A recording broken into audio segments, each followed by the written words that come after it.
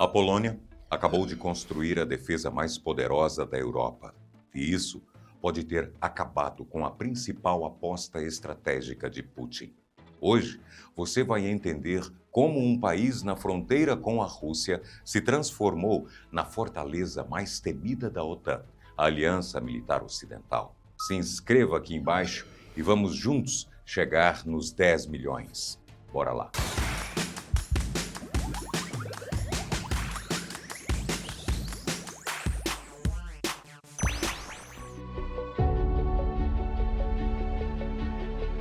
Para compreender o tamanho da muralha que a Polônia está erguendo neste exato momento, precisamos primeiro olhar para o mapa, direto para uma faixa de terra de apenas 65 quilômetros de largura.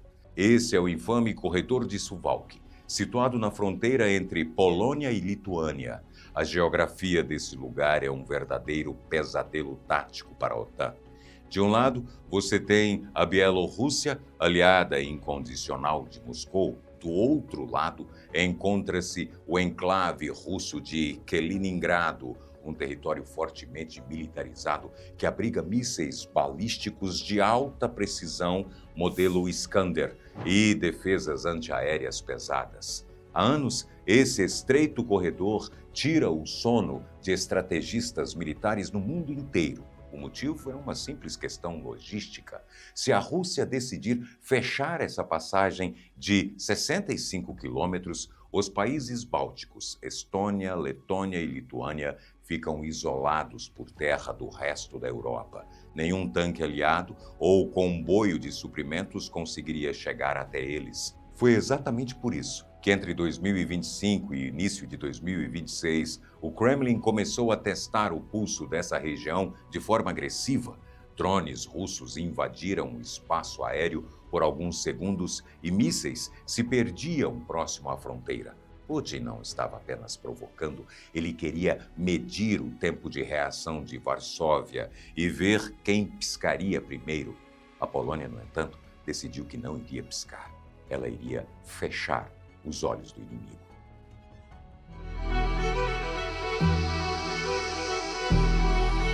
A ameaça contra o território polonês não veio apenas pelo ar.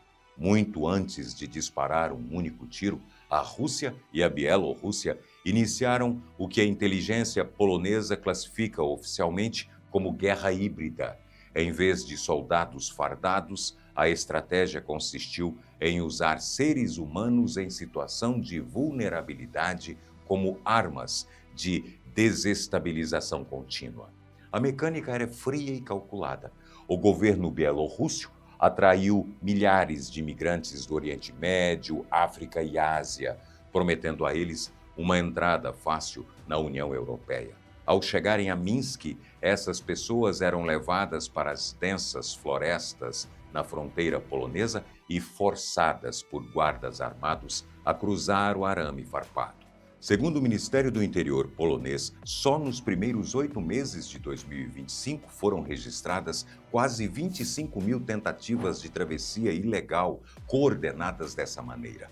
O objetivo de Moscou não era apenas contornar fronteiras, mas sim drenar os recursos financeiros da Polônia, criar exaustão nos guardas e plantar as sementes do caos político interno na Europa. A resposta de Varsóvia cortou o problema pela raiz. O país passou a tratar a questão não como crise migratória, mas como operação de defesa militar.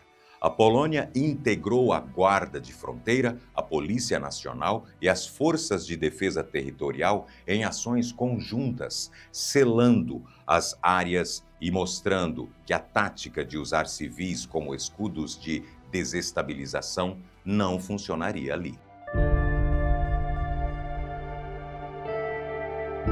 Para acabar com as incursões de drones de espionagem e mísseis perdidos, a Polônia tomou medidas drásticas, alterando suas próprias leis. Até pouco tempo, abater um objeto invasor em tempos de paz esbarrava em limitações legais civis. Hoje, o cenário mudou.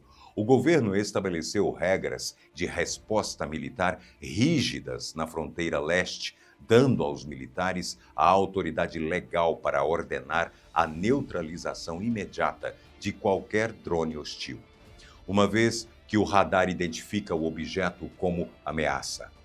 Com patrulhas de helicópteros armados e uma rede de radares em alerta máximo, o recado é claro: o espaço aéreo polonês deixou de ser um corredor livre e virou uma zona de interceptação ativa.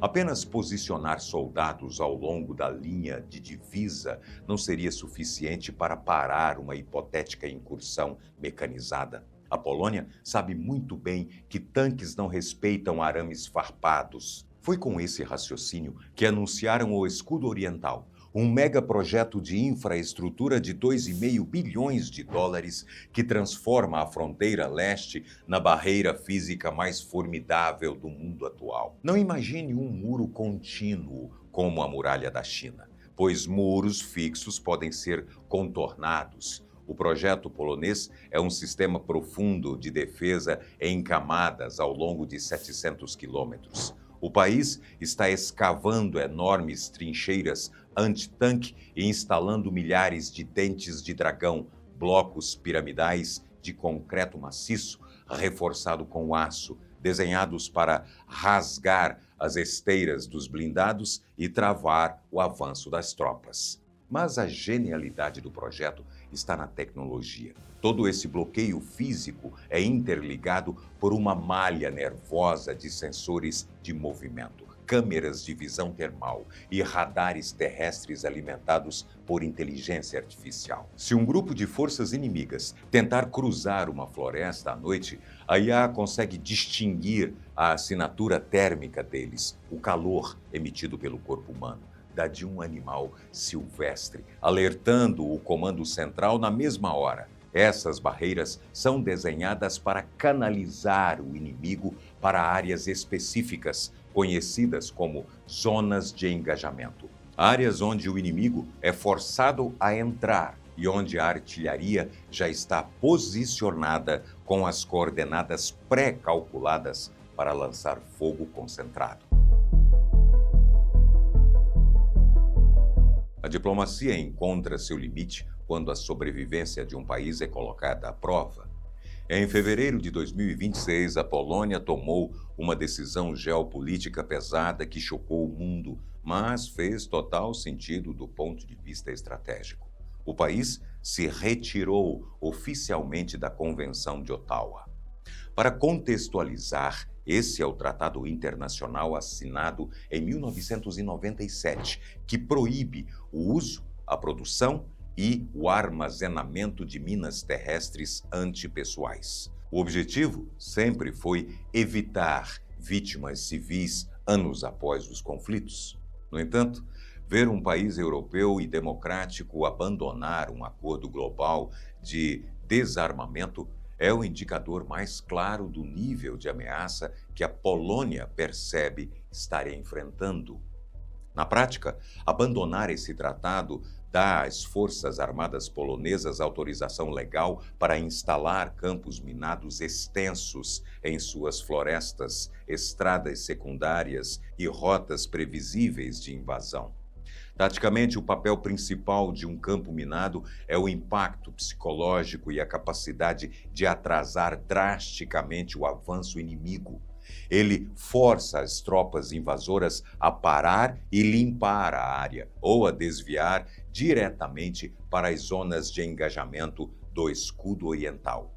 A mensagem da Polônia foi dura e direta. Diante da possibilidade real de perder o próprio território, o instinto de sobrevivência do Estado passa por cima de qualquer tratado de paz no papel. A Polônia é a âncora dessa nova resistência, mas ela não está construindo essa fortaleza isolada. Todo o flanco leste europeu abandonou a postura defensiva passiva. A região do Mar Báltico, antes vista como o ponto fraco da OTAN, tornou-se uma das fronteiras mais fortemente defendidas da aliança. A Estônia, por exemplo, elevou seus gastos de defesa e implementou uma doutrina militar de tolerância zero. Qualquer sistema não tripulado russo que violar seu território não receberá avisos no rádio, será abatido imediatamente. Eles também estão construindo a chamada linha de defesa do Báltico, composta por centenas de bunkers fortificados escondidos em áreas estratégicas. A Letônia adotou medidas que beiram o extremo tático, mas que mostram uma determinação inflexível. O governo letão preparou um plano oficial para, no minuto em que uma escalada militar russa for confirmada, destruir fisicamente todas as suas próprias rodovias e pontes que conectam o país à Rússia. É a chamada tática de terra arrasada, destruir tudo que o inimigo poderia usar para avançar. Já a Lituânia seguiu o mesmo caminho, instalando explosivos em pontes vitais na fronteira Bielorrússia.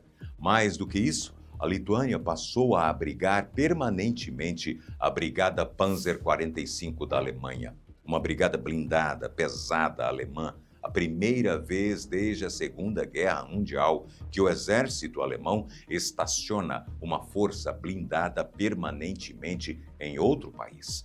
Aquela região deixou de ser uma presa fácil para se tornar uma armadilha explosiva altamente mortal.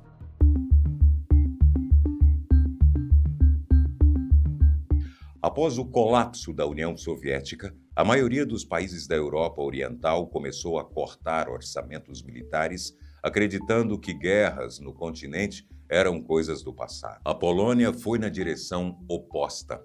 Aproveitando o crescimento econômico, o país foi às compras com agressividade impressionante e hoje já gasta 4,48% do seu PIB em defesa, o maior percentual de qualquer membro da OTAN, superando proporcionalmente até o gigantesco orçamento militar dos Estados Unidos.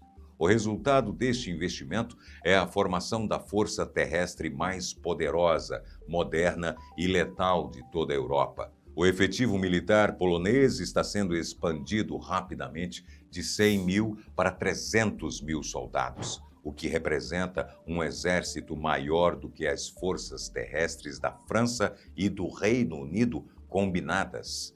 O maquinário de guerra adquirido não fica atrás. A Polônia encomendou centenas de tanques americanos Abrams, da versão mais moderna, feitos para destruir blindagem pesada.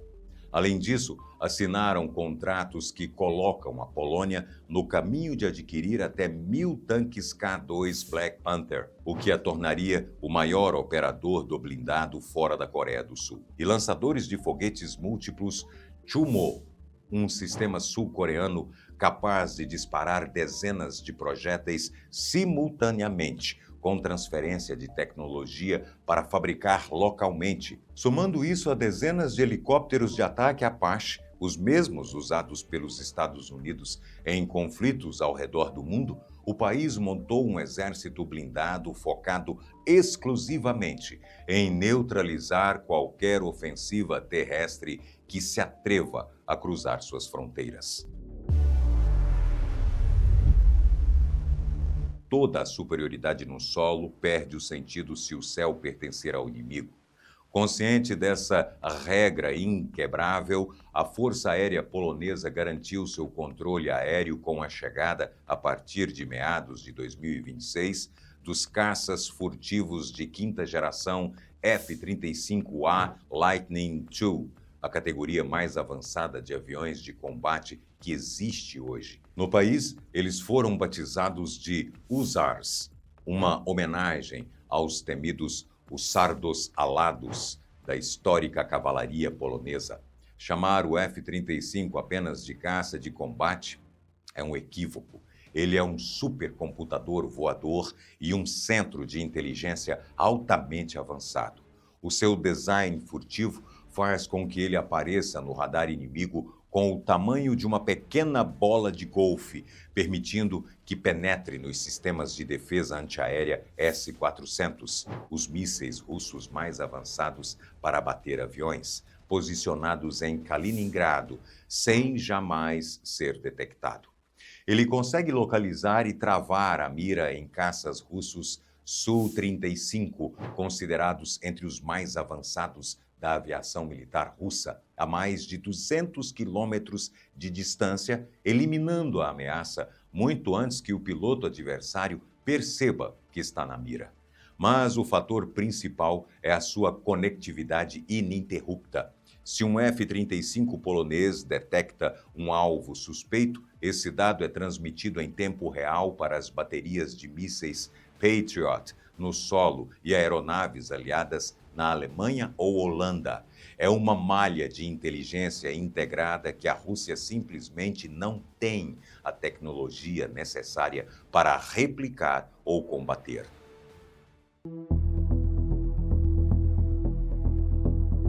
Por mais formidável que seja o caça F-35, usar um míssil AAR de altíssima tecnologia para abater um drone que custa o preço de um carro popular é como usar um canhão para matar uma mosca.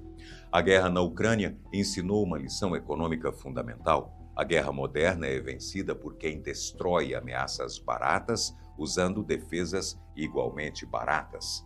Para resolver esse problema, a Polônia criou a arma definitiva. Em março de 2026, a estatal de defesa polonesa PGZ fechou parceria com a avançada empresa estoniana Frankenburg Technologies. O resultado foi a criação do sistema Interceptor Mark I. Ele não foi feito para destruir jatos de combates supersônicos, mas sim para pulverizar drones kamikazes de baixo custo. O trunfo não é a velocidade, mas sim o preço. Cada Mark I custa uma fração do preço de mísseis Stinger lançados do ombro de um soldado ou sistemas Patriot, baterias antiaéreas que custam dezenas de milhões de dólares. Passando menos de 2 quilos, o míssil usa a tecnologia dispare e esqueça. Ele localiza e persegue o alvo sozinho, sem precisar de operador guiando até o impacto. Se Moscou lançar 100 drones kamikazes, a Polônia responderá com centenas de interceptadores baratos. O acordo de produção foi assinado em 2026. Se tudo correr como planejado, a Polônia terá a capacidade de fabricar 10 mil unidades por ano. O Mark I simplesmente quebrou a tática russa de guerra de atrito. E se eu te disser que você pode enxergar as crateras da Lua em detalhes aí da sua casa? Aí da sua casa, agora mesmo. Com esse telescópio refletor de 150 milímetros de lente, 1.400 de distância focal e uma base de rastreio equatorial, você vai ser capaz de enxergar não apenas as crateras, mas as montanhas, vales e mares da Lua com uma riqueza de detalhes. Você também poderá ver com esse telescópio os anéis de Saturno bem de pertinho, as calotas polares de Marte ou as manchas aleatórias nos discos planetários de Vênus e Mercúrio. Incrível, né? Clica no produto que está aparecendo aí na tela ou na descrição no vídeo e compre o melhor telescópio profissional que você não sabia que precisava até agora. Agora você sabe que precisa. Antes do número 1, considere ser membro. A partir de R$ 3,99 você fortalece o canal e o seu nome aparece nos vídeos. Clique em Seja Membro aqui embaixo. Quando juntamos todas as peças que exploramos até aqui, o tabuleiro geopolítico se torna um cenário sem saída para o Kremlin. Imagine a visão dos generais russos em Moscou. Eles olham para a Polônia e encontram uma fronteira de 700 quilômetros coberta de dentes de dragão, trincheiras profundas, câmeras de inteligência artificial e campos minados implacáveis. Se tentarem dominar o ar, deparam-se com caças F-35 furtivos, sistemas antiaéreos Patriot e baterias inesgotáveis de mísseis baratos Mark I. anulando por completo o uso de drones invasores. A isso, soma-se a realidade militar desgastante de Moscou. O exército russo sofreu perdas imensas de equipamentos na Ucrânia e relatórios de inteligência apontam que a Rússia precisaria de anos trabalhando sem parar apenas para repor os blindados que foram destruídos. Enfrentar o poder blindado polonês hoje seria catastrófico. A cartada final de toda essa muralha é que a Polônia abriga bases gigantescas, com mais de 8.000 soldados americanos permanentemente estacionados. Qualquer projétil russo que errasse o alvo e atingisse um desses soldados ativaria automaticamente o artigo 5 da OTAN, a cláusula que obriga todos os países membros a defender qualquer aliado atacado, como se fosse um ataque a todos eles. Nesse momento, a Rússia não estaria enfrentando a Polônia, estaria enfrentando o Ocidente inteiro. A Polônia se transformou na muralha blindada do século XXI e a tática russa, baseada em assédio e pressão híbrida, tornou-se cada vez mais difícil de sustentar diante dessa imensa barreira. A Polônia provou que preparação é a melhor forma de evitar uma guerra. Você acha que outros países deveriam seguir o mesmo caminho? Comenta aqui, deixa o seu like e até o próximo vídeo aqui no Top 10.